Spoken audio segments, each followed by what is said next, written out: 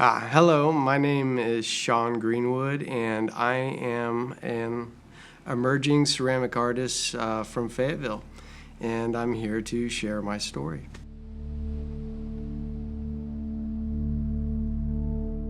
Mainly, I think a lot of what my work consists of is just, it's more emotional.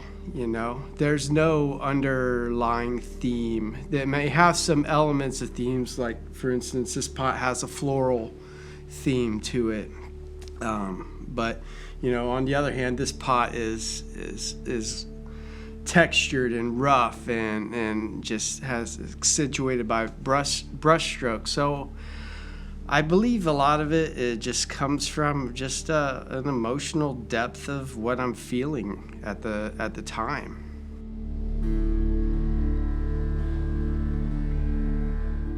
Where the well of creativity comes from is a lot like for my first solo exhibition, I call it Spheres of Influence. It comes about because I'm using spherical form to represent my work and talking about what influences me. So, a lot of my work comes as influenced and inspired from just the various tools I've been learning and studying in my research and adapting to my own sense of conversation within these vessels.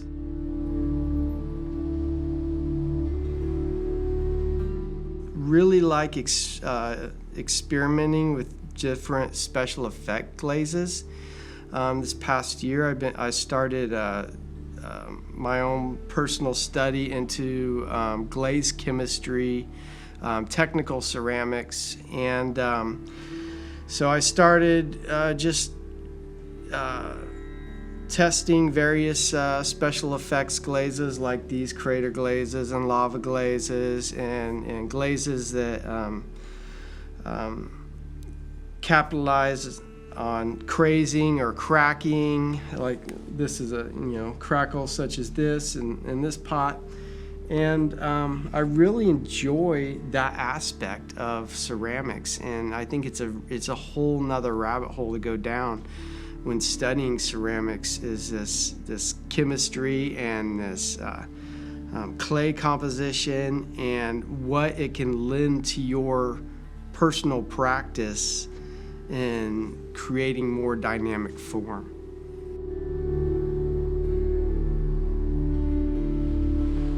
I think what I'm going to do for the latter half of this year is I'm going to move into sculptural ceramics. I don't have a lot of experience in it, but I do want to explore all aspects of ceramic art.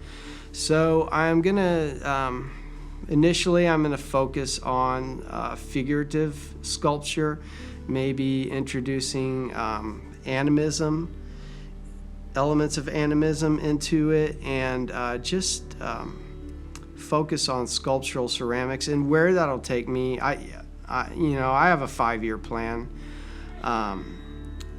Where that will take me in that plan and creating a studio practice, I don't know. I'm just going to explore these different elements and find what works best for me, where I start to develop a artistic voice, where it shines brighter, and what feels best to me.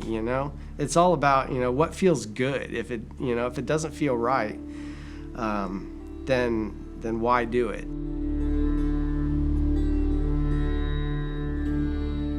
It's a great opportunity, a very unique opportunity, this area. There's not a whole lot of residencies. There's not a whole lot of residencies that give you stipend, or a lot of them are pay-to-play residencies, and it's a public studio. There's a lot of interchange of ideas, and you see a lot of other people's work and little things that they're doing, practices that you can carry over into your own work. And so, I think there's a lot of exchange of ideas and influence and inspiration.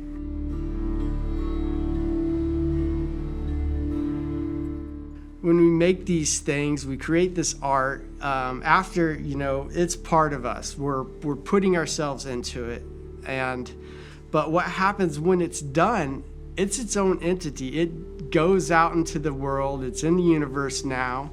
And it's to the interpretation of however, people want to look at it, And so, honestly, of course, you always want people to have a very positive impact from your work, but I think even when I get negative criticism, I value that just as much. If someone doesn't like it, I mean, all the power to them. I understand. And I think it's still pushing a button emotionally within people. So I think that is equally as important. And I just, when you put that work out there, you just hope for the best. That it stands and it makes a statement and is a testament into itself and the artist that does it.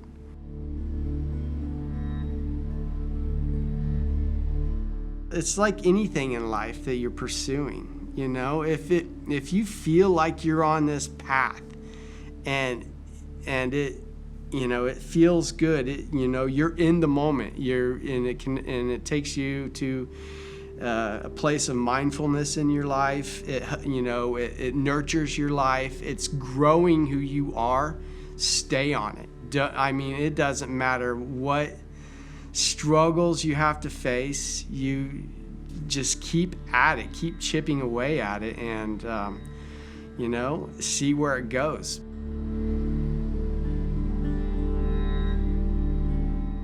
My gratitude, it goes to my dear wife. Without her, I never would have done this. She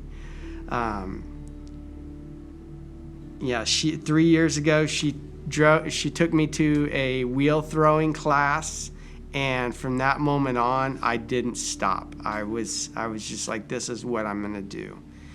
And and then with the residency, and